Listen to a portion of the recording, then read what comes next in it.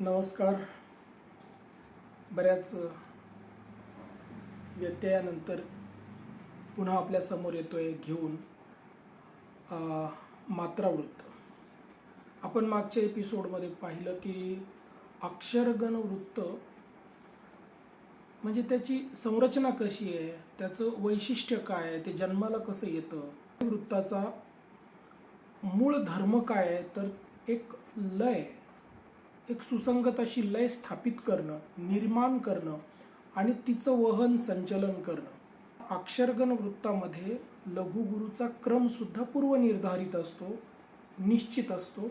मग मात्रावृत्तात आणि अक्षरगण वृत्तात काय फरक आहे, कशामुळे आपण या दोघांना वेगवेगळ्या प्रकारात योजतो आणि काय त्याची वैशिष्ट्ये वेगळी आहे ज्याच्यामुळे आपल्याला ते वेगळं शिकावं लागतं. अक्षरगण वृत्ताला आपली स्वतःची अशी एक लय बांधता येते.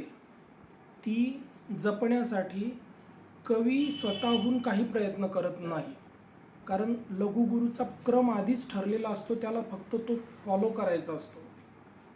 मात्र मात्रावृत्त हाताळताना लय जपणे हे सर्वस्वी कवीचं काम ठरते.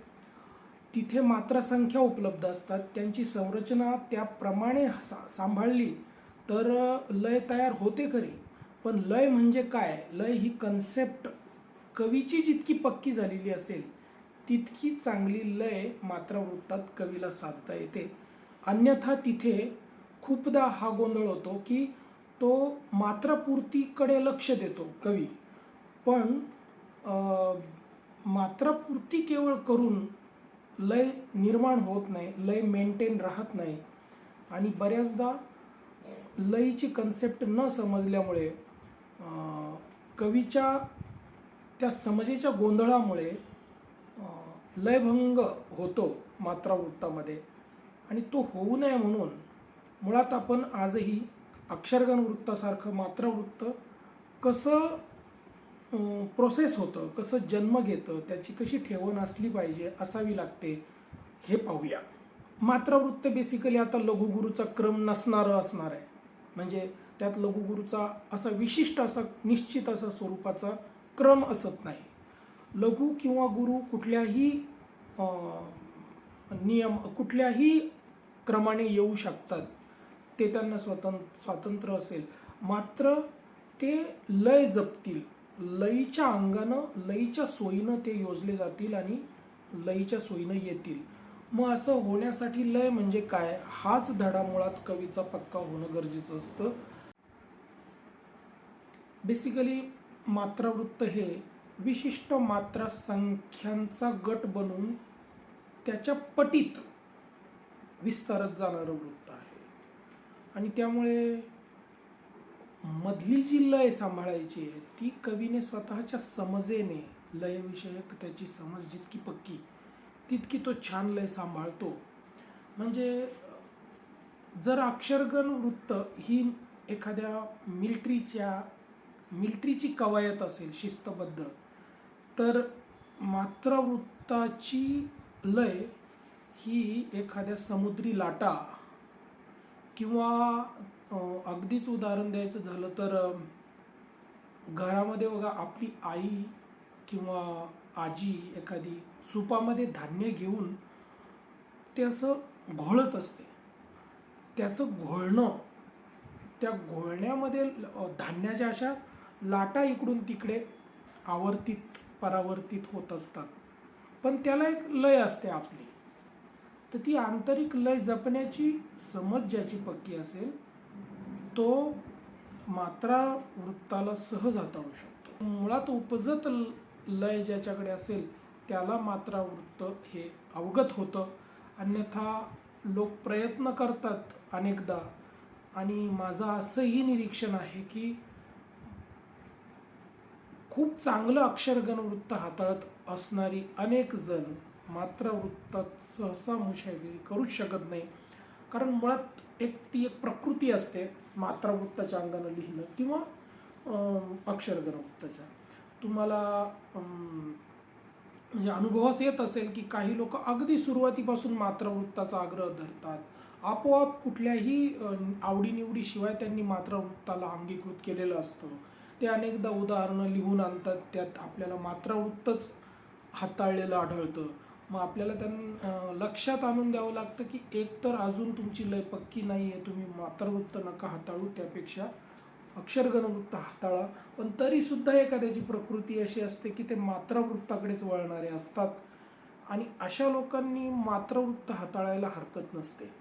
मात्र हे बऱ्याच निरीक्षणानंतर त्यांचा मार्गदर्शक ठरवू शकतो की त्यांच्यासाठी मात्रावृत्त हे उत्तम राहील की धोकेदायक राहील. किंबहुना त्यांनी जर का त्यांच्या मार्गदर्शकांनी त्यांना सल्ला दिला की अक्षरगणवृत्तच त्यांनी हाताळावं, तर त्यांनी नक्कीच अक्षरगणवृत्त हाताळावं. आणि शेवटी त्यांचा मार्गदर्शक तो जर का आधीच हे ठरवून बसलेला असेल, तो हे सूक्ष्म निरीक्षण करू शकणारा नसेल की यांची प्रकृती मात्रावृत्ताशी जुळते की अक्षरगणवृत्ताशी, हे ठरवल्याशिवाय केवळ कुठेतरी मार्गदर्शक तत्वांमध्ये लिहिलं आहे म्हणून तुमचं ते काही असो, तुम्ही आधी अक्षरगणवृत्तच हाताळावं, तर असं अगदीच ढोबळ मानाने चालून चालत नाही. प्रत्येकाची एक अंगभूत अशी प्रकृती असते. हे बघा, मानवी मेंदू 2 प्रकारचे भाग मेंदूचे आहेत. हे सृजनासाठीही फार महत्त्वाचं आहे. आपला एक मेंदू कॅल्क्युलेशन्स चांगली करतो, आपण त्याला चिकित्सक किंवा ॲनालिटिकल म्हणू शकतो. आणि एक मेंदू आपला सृजनशील असतो, निर्मितीक्षम असतो, तो कलात्मक असतो. म्हणजे आपल्याच मेंदूच्या 2 भागामध्ये एका बाजूला सांख्यिकी, तौलनिक, ॲनालिटिक, चिकित्सक असा विचार एक मेंदू करत असतो, एक मेंदूचा एक भाग. आणि एक भाग सृजक, सर्जक असा विचार करत असतो, निर्मितीक्षम विचार करत असतो, कलात्मक विचार करत असतो. जेव्हा दोन्ही मेंदू एक बॅलन्स्ड असं वर्क करतील, तेव्हा ते एक चांगली कॅल्क्युलेटेड, दोन्हींचा सरमिसळ असलेली एक उत्तम कलाकृती देऊ शकतात. मात्र असं नेहमीच होत नाही. अनेकदा कलाकार त्या 2 मेंदूतला मेंदूच्या 2 भागातला एक भाग जास्त आपली ताकद दाखवतो आणि मग दुसऱ्या भागाला त्या भागाची ताकद मान्य करून त्याच्यासोबत जावं लागतं. मग एखादा जो कलात्मक असतो तो म्हणतो मला कॅल्क्युलेशन्स नको, तर तो उत्तम प्रकारची अभिजात निर्मिती करू शकतो, तो मुक्त छंद लिहितो, तो मोठमोठ्या कादंबऱ्या लिहू शकतो. मात्र तो हे वृत्तछंदाचा चिकित्सा किंवा वृत्तछंदाची भानगड जी काही फारशी अवघड नसते, पण तो समजून घेण्यास अनुत्सुक असतो, त्यामुळे तो त्या भानगडीत पडतच नाही कधी. आणि दुसरं याच्या उलट काय होतं की एखादा त्या भानगडीत पडतो, तो इतका पडतो, तो आकड्यांच्या, मात्रासंख्यांच्या आणि त्या याच्यात इतका गुंतून पडतो की तो तांत्रिक किंवा तंत्रानुसारीच जास्त एक गुलामगिरी करू लागतो. तो फक्त आकड्यांकडे पाहतो, नियमांकडे पाहतो, तो फक्त तंत्राचं अनुसरण अगदी कटिबद्धतेने करू पाहतो. मग अक्षरशः त्याच्यातल्या जो इकडचा जो आपण म्हणू ना कलात्मक मेंदूचा जो भाग आहे, त्याला त्याची फरफट होते. खरं म्हणजे इतकी अशी बेमालूम मिश्रण व्हायला पाहिजे, सरमिसळ व्हायला पाहिजे. आणि मग ते बॅलन्स्ड अशा कॉम्बिनेशनमधून त्यांच्या दोघांच्या प्रयत्नातून उत्तम अशी कॅल्क्युलेटेड निर्मिती होऊ शकते. तंत्र आणि मंत्र याचं असं कोलॅबरेशन असलं पाहिजे. याच्यात पुन्हा एकाची फरफट दुसऱ्यासाठी होता कामा नये. आणि म्हणून एकमेकांच्या वरचढ ठरण्यापेक्षा, 50-50% ठरवण्यापेक्षा, श्रेष्ठ कनिष्ठ ठरवण्यापेक्षा काय कुठल्या ठिकाणी महत्त्वाचं ठरतं तेव्हा त्याला महत्त्व देऊन त्यासाठी दुसऱ्यानं अनुकूल होणं, हे असं इतकं असं परस्पर सुसंगत असं चालणारं काम आहे. त्यामुळे हा एक मोठा विषय आहे की मात्रावृत्त आधी की अक्षरगणवृत्त आधी, असं विचार न करता तुर्तास एक लक्षात घेतलं पाहिजे की विशिष्ट मात्रा संख्या, मात्रा गट आणि त्याचं रिपिटेशन करत मात्रावृत्त परिवहन करतं. त्याचं चलनवलन होतं. पण मग त्यामुळेच काही नावं तुम्हाला मात्रवृत्तामध्ये ऐकायला मिळत असतील बघा. पद्मावर्तनी म्हणजे 8 मात्रांचं आवर्तन व्हायला हवं. 8 मात्रांचा गट आवर्तन करतो. भले त्याच्या 4 आवर्तनानंतर 1 किंवा 2 मात्रांचं वजन देऊन एक लयीचं सर्किट पूर्ण केलं जात असेल. आज्ञावर्तनी म्हणजे 7 मात्रांचा गट, किंवा भृंगावर्तनी 6 मात्रांचा गट, हरावर्तनी 5 मात्रांचा गट, अशा मात्रांच्या गटाचं रिपिटेशन केलं जातं. आणि त्यात लघुगुरूचा असा काही क्रम ठरलेला नसतो. त्या आवर्तनानं एक पूर्ण ओळ बनताना एक लय जपावी, असं एक बेमालूम असं लयचं गमक त्यात सांभाळलं जातं. काही उदाहरणं पाहू आपण. उद्धव वृत्त उदाहरणासाठी घेऊ. उद्धव वृत्तासाठी एक पद्मावर्तनी गट ठेवून त्याच्या आधी 2 मात्रा, त्याच्यानंतर 4 मात्रा अशी उद्धव वृत्ताची बैठक केली आहे. आणि त्याचं उदाहरण जर आपल्याला घ्यायचं ठरलं,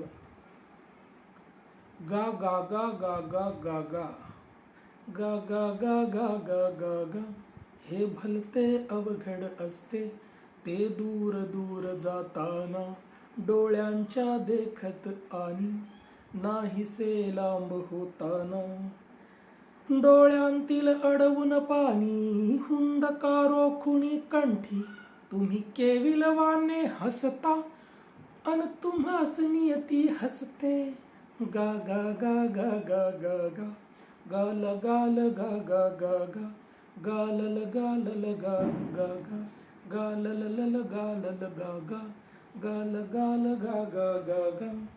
सो अशा पद्धतीने हे वृत्त पुढे प्रोसेस होत राहतं. तुम्हाला फक्त त्याची लय कळावी असा एक उद्देश माझा होता. कुणी लिहील गाथा आपुली, ती बुडेल काल प्रवाही, बांधावर तृणपुष्पेही, तरी कुजबुज करतील काही, स्वप्नातच त्या दोघांनी हा डाव मांडला होता, तव अधीर मौनामधला मी शब्द ऐकला होता, पाऊल निघाले पुढती तरी जीव थांबला होता.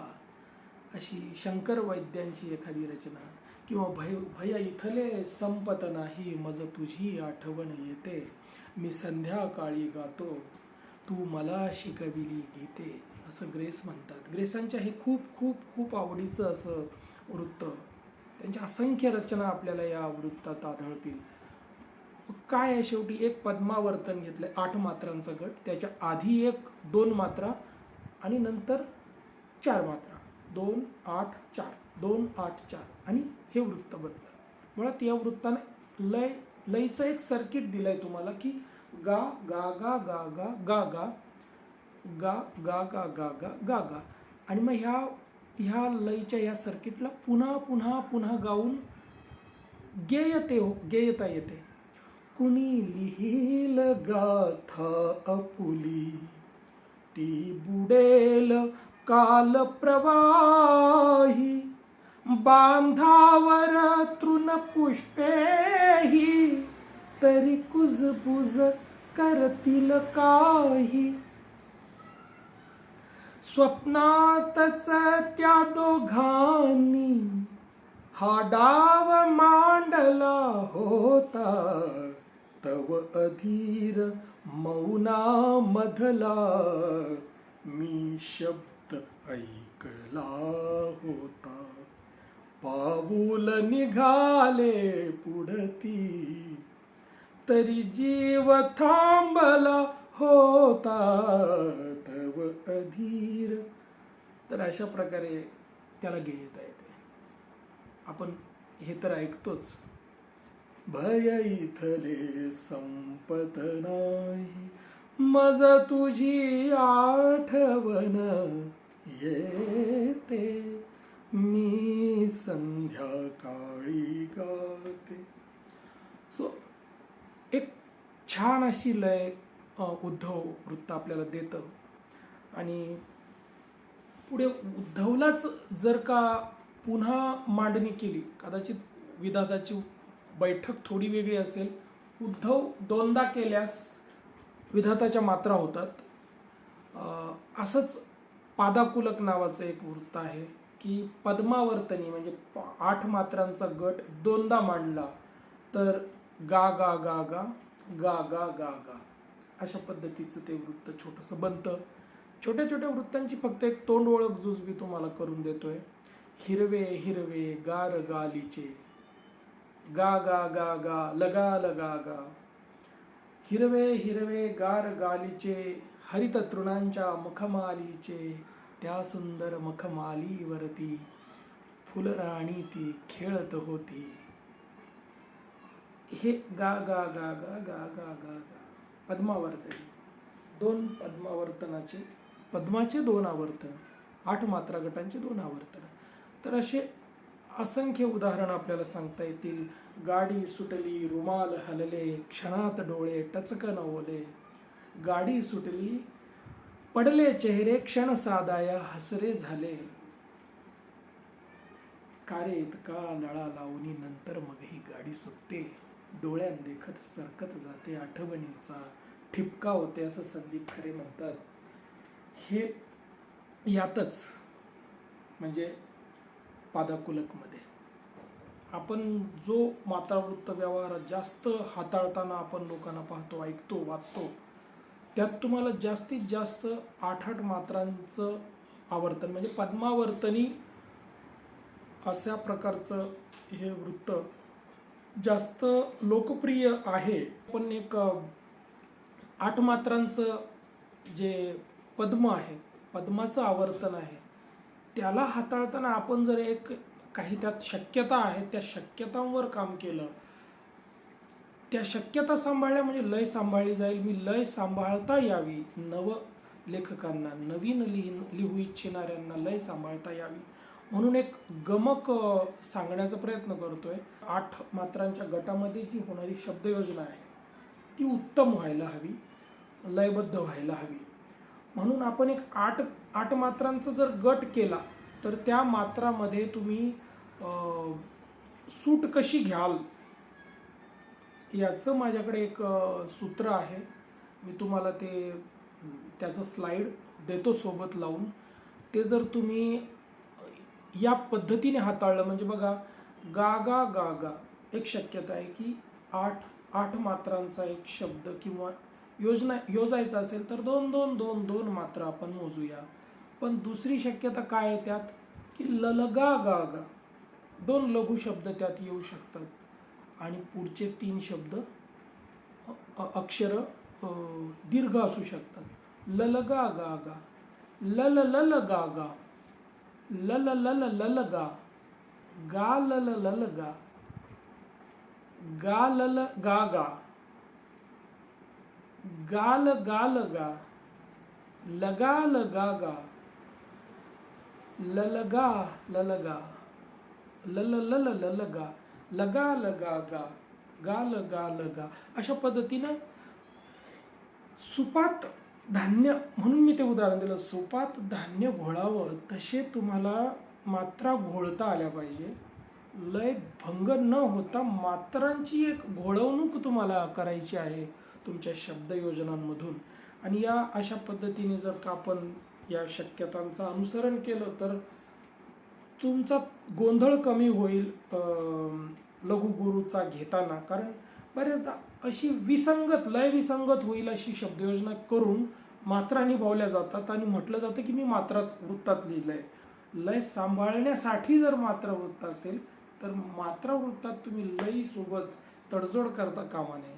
थोडीशी लय खटकणारी झाली तर मग आपलं सगळा प्रयत्न वायास गेल्यासारखं ते होणार आहे. त्यामुळं या शक्यता लक्षात घ्याव्यात. काही संकेत मी तुम्हाला सांगू इच्छितो. प्रत्येक पद्मावर्तनी किंवा भृंगावर्तनी गणाच्या सुरुवातीला गुरु अक्षराची योजना करा. एक साधारण संकेत आपण असे पाडूया की मात्रावृत्तात लिहिताय ना तर तेव्हा सुरुवात लघु शब्दानेही होऊ शकते. मी हे म्हणत नाही की हे अंतिम आहे, पण नवशिक्यांना, नवजिज्ञासूंना माझं सांगणं राहील की सुरुवातीला तुमच्या चुका होऊ नये. जोपर्यंत लय ही कन्सेप्ट पक्की होत नाही तोपर्यंत ढोबळमानाने काही संकेत आपण पाळले तर तुमच्या त्या चुका होणार नाही, आणि मग आपोआप एकदा तुम्हाला नीट उमगलं हे काय चाललंय, आपण काय हाताळतोय आणि कसं हाताळायला हवं, की मग तुम्ही काही करू शकाल. नंतर तुम्हाला तेव्हा कॉन्फिडन्स असेल की मी काय करतोय. आधी माझं ऐकाल तर मी तुम्हाला सांगू इच्छितो की सुरुवात करताना पहिलं अक्षर हे गुरु असावं, याची काळजी घ्यावी. मात्रा वृत्तात गुरुच असावं म्हणजे प्रश्नच येणार नाही तुमच्या गोंधळाचा. पहिलं अक्षर गुरु असावं, आणि शक्य झाल्यास शेवटचंही अक्षर तुमचं गुरुच असावं. जर एखादी ओळ, एखादा मिसरा, एक ओळ तुम्ही काव्यपंक्ती लिहिताय तर त्याची सुरुवात मात्रा वृत्तात लिहिताय तर त्याची सुरुवात दीर्घ अक्षराने व्हावी, शेवट दीर्घ अक्षराने व्हावा. म्हणजे 2 मात्रा सुरुवातीच्या अक्षराच्या असतील, शेवटच्या अक्षराच्या 2 मात्रा असतील, आणि मग मध्ये लय सांभाळण्यासाठी पूर्ण प्रयत्न करावा. पण अर्ध काम तुमचं या 2 अक्षरं करतील. म्हणजे शेवटी तुम्ही 2 मात्रांचं वजन असलेलं अक्षर योजलेलं असेल, सुरुवातीलाही तसंच केलेलं असेल, मध्ये तुम्हाला आता 50% मेहनत राहिली आहे. कारण अनेकदा गोंधळ तिथे होतो, तुम्ही सुरुवात करतानाच अशी काहीतरी एक आव्हानात्मक सुरुवात करता की ती लय पुढे टिकवणं तुम्हाला अवघड होऊन जातं. एक आव्हान कमी करा, सुरुवातीला आणि शेवटला दीर्घ मात्रेचं अक्षर योजना करा. गरज भासल्यास मात्रांच्या एकाक्षरी शब्दाने किंवा 2 लघु अक्षरे असलेल्या शब्दांनीही तुम्ही ओळींची सुरुवात करता येईल. मात्र ते तेव्हाच्या तेव्हा ठरेल, त्या वेळी ठरेल की तुमची लय भंग होते किंवा नाही. 3 मात्रांचा 2 अक्षरी शब्द ओळीच्या सुरुवातीला योजायचा नाही. आता मी हे जे सांगतोय तुम्हाला, आता हे तुम्ही लिहून जरी घेतलं अक्षरशः तरी चालेल. मी तुम्हाला सांगितलं की शक्यतो सुरुवातीला पहिलं अक्षर, शेवटचं अक्षर गुरुमात्रेचं करा, म्हणजे दीर्घ अक्षर असायला हवं. त्यातल्या त्यात सुरुवातीला तुम्ही 2 लघु योजून एका गुरुची बोळवण करू शकता. 3 मात्रांचा 2 अक्षरी शब्द, 3 मात्रांचा 2 अक्षरी शब्द किंवा 5 मात्रांचा 3 अक्षरी शब्द, असे शब्द घेऊन जेव्हा तुम्ही सुरू कराल, लघु घेऊन त्यातल्या त्यात सुरू कराल, तेव्हा तुम्ही नक्की लय बिघडवाल. तर तसं करणं टाळा. तसं करताना एकूण तुमचा 8 मात्रांचा जो गट आहे तो लयीत येईल, तो लयदार होईल असं बघा. हे गाईडलाईन्स आहेत फक्त, हे कुठलेही अंतिम असे नियम नाही आहेत. गणाची किंवा शब्दाची सुरुवात किंवा शेवट एकाच लघु अक्षराने जेव्हा जेव्हा तुम्ही कराल तेव्हा तेव्हा तुम्ही लयभंगाची रिस्क घ्याल. तर मग तेव्हा ठरेल तुमचं की तुम्हाला त्यावेळी काय काळजी घ्यायची आहे. त्यामुळं असं एक तर सुरुवातीला करूच नका. म्हणून मी सुरुवातीलाच म्हटलं की दीर्घ शब्द योजा दोन्ही ठिकाणी. जेव्हा तुम्ही तसं न करता लघु अक्षराने सुरुवात किंवा शेवट कराल तेव्हा लयभंग होण्याची तुमच्याकडून शक्यता जास्त आहे, कारण तुम्हाला अजून ती कन्सेप्ट नीट समजलेली नाही आहे. वृत्तातील 2 लघु सहसा सलग येऊ द्या. एकदम साधं सुद्धा सांगतोय, ते सलगच असावेत असा मी कुठला फतवा काढत नाहीये. ते सलगच असले पाहिजेत असं मी म्हणत नाहीये, पण सुरुवातीला तुम्ही ही काळजी घेऊ शकता की ते सलग यावेत.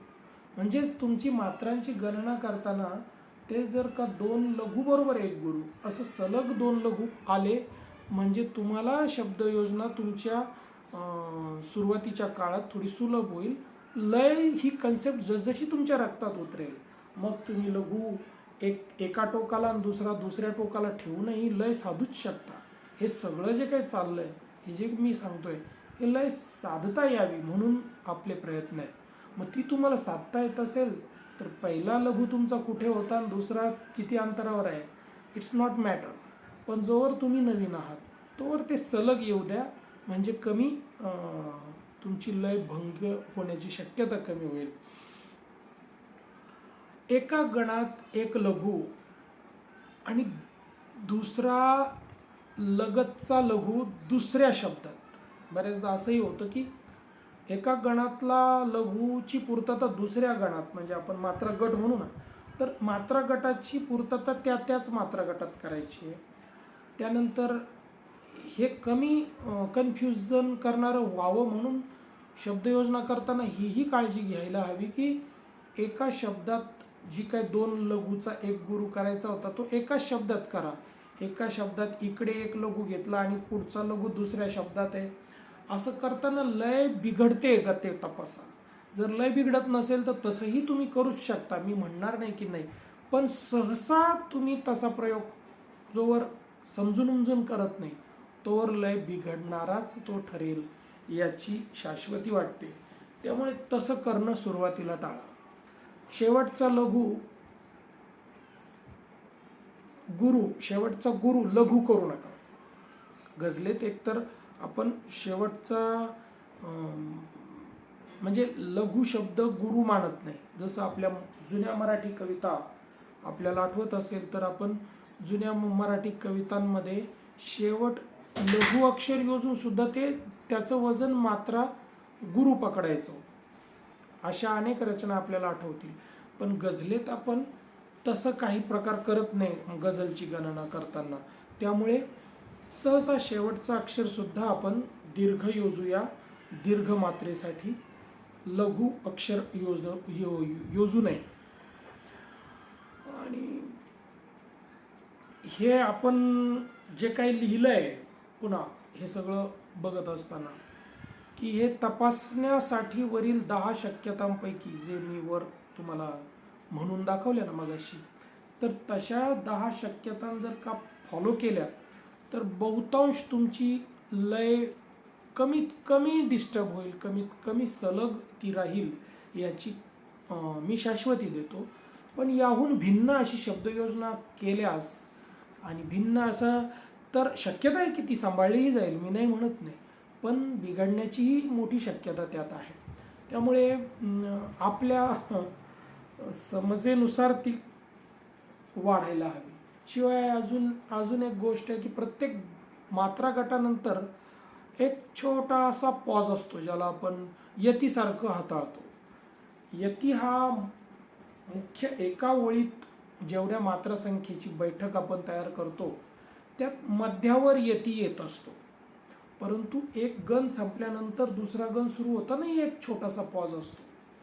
तर असा छोटासा पॉज किंवा यती, तसेच एकूण मात्रा संख्येच्या जवळपास मध्यावर असलेला जो यती, या सगळ्यांना सांभाळत आपल्याला लय जपायची असते. तर त्याचीही खाडाखोड तोडफोड होणार नाही अशा पद्धतीने आपण ते लघु योजले पाहिजेत, लघु गुरु. हे सगळं ना मार्गदर्शक तत्वे आहेत. हे कुठलेही अंतिम असे नियम नाहीत की हे पाळायचेत आणि हे पाळले नाही तर असा मी कुठलाही दावा करणार नाही. लय हा प्रकार कळत नसेल, पुन्हा एकदा सांगेन की लय हा प्रकार कळत नसेल तर आपण अक्षरगण वृत्तावर भर देऊया. अक्षरगण वृत्ताची सफाईदारपणे लिहिण्याची एक चांगली प्रॅक्टिस झाली, चांगला सराव झाला, अनेक असंख्य रचना तुमच्या अक्षरगण वृत्तात झाल्या तर आपली लय ही कन्सेप्ट क्लिअर होते आणि मग आपण निश्चितपणे मात्रावृत्तात मुशाफिरी करू शकतो. बघा, एक गझलेचेच काही शेर घेतो की गझल काफियांची लाचारी नसते. गझल काफियांची लाचारी नसते, प्रवास असतो गझल तयारी नसते. गझल काफियांची लाचारी नसते, प्रवास असतो गझल तयारी नसते. धावत जाते रदीफ काफिया मागे, धावत जाते रदीफ काफिया मागे. गझल अशी आंधळी बिमारी नसते. गागा गागा गागा गागा गागा गागा गागा गागा गागा गागा. ती नसते मात्रांच्या पूर्तीसाठी, ती नसते मात्रांच्या पूर्तीसाठी. गझल निरर्थक वेठ बिगारी नसते. आणि एक दुरुस्ती ह्याची दुसरी त्याची, गझल कुणाची मिन्नतवारी नसते, आणि आतूनच तावून सुलाखून येते, गझल एवढे कुणी विचारी नसते. जरी दुरुस्ती स्वीकारली कोणाची, जरी दुरुस्ती स्वीकारली कोणाची, प्रत्यय असतो त्यात उधारी नसते. गझल फार तर असते किंवा नसते, गझल खरे तर हरकी भारी नसते. असं खूप सारे शेर आहेत. आपल्या कामाचं काहीतरी त्यातून उदाहरणासाठी घेतलं की नुसते रडणे तिला अपेक्षित नाही, ती दुःखाचीच एक तारी नसते. कसं आहे ना, म्हणजे कवितेचा जो मूळ धर्म आपण म्हणतो ना, तो सांभाळलाच पाहिजे. की गझल, मी माझ्या कोरा कागदमध्ये पण एक ओळ अशी येते की मी कोरा कागद केवळ ह्याची जाणीव मलाही, शिंपून चांदणे गेली आत्म्याची अमृतशाही, माझ्या तोंडून कशाला आपुलीच व्यर्थ प्रशंसा, माझ्या तोंडून कशाला आपुलीच व्यर्थ प्रशंसा, देतील अक्षरे जेव्हा द्यायची तयांना ग्वाही, मी कोरा कागद केवळ ह्याची जाणीव मलाही. आपल्याला माहीत असावं की आपण म्हणतो, आपण दावा करतो की मी लिहिलंय, पण आपण आत्म्याचा आक्रोश लिहित असतो, हे आपण कधी विसरू नये. आणि आत्म्याचा आक्रोश ज्याला आपण म्हणतो, ती निव्वळ आपली गोष्ट राहत नाही. मग त्यामुळं गझल जेव्हा लिहितो आपण, तेव्हाही ती आपला अति पर्सनल असा अनुभव असेलही कदाचित, पण जेव्हा लिहितो तो विश्वात्मक होऊन आपण लिहितो, मांडू शकलो पाहिजे. आणि जेव्हा असं करू तेव्हा आपोआपच ते माझं नाही राहणार, ते जगाचं होऊन जाईल. आणि इतकं जनरलाइज त्याला आपल्याला करता आलं तर ते वैश्विक होईल आणि जगाचं झालं. हेच एखाद्या कवितेचं, गझलेचं यश असतं. मात्रावृत्तातही आपण अनेक गझलांची उदाहरणं नंतर पाहूच. तुर्तास फक्त मात्रावृत्त ही कन्सेप्ट काय आहे आणि ती कशा पद्धतीने वाढत जाते याची काही उदाहरणं आपण आज पाहिलीत. शक्यतो कवितांची उदाहरणं दिली, पुढे बघू. कारण आपल्याला नक्कीच गझल, आता गझलची तोंडओळख थोडीशी करू आपण. गझलेच्या आकृतिबंधात येणारे तिची अंग प्रत्यंग, त्याला काय म्हणतात, कारण ते वारंवार पुढे वापरात येतील आपल्या. आणि मग त्या सगळ्यांची एक जुजबी तोंडओळख झाली म्हणजे मग आपल्याला पुढे संदर्भ त्यांचे आले म्हणजे सरळ सरळ ती नावं घेऊन पुढे जाता येईल. आणि त्या अनुषंगाने मग आपण अक्षरगण वृत्तातील काही गझल सुलभाशी वृत्त पाहू. अशा पद्धतीने पुढचा प्रवास करू. लवकरच भेटू नव्या एखाद्या एपिसोडसह. हा एपिसोड तुम्हाला कसा वाटला हे जरूर कळवा. आणि आवडला हा व्हिडिओ तर आधीचीही सगळे व्हिडिओज तुम्ही पाहू शकाल याच आपल्या चॅनलवर. आणि नक्की मला कळवा. एखादं तुम्हाला पडलेला प्रश्न असेल गझल संदर्भात तर तोही विचारू शकता, जेणेकरून मी माझ्या अल्पमतीने त्याचं उत्तर देण्याचा प्रयत्न करेन. आणि मलाही एक नवी वाट सापडेल पुढचा एपिसोड करण्यासाठी. त्यामुळे तोपर्यंत मी थांबतो. भेटूया लवकरच नव्या एपिसोडसह.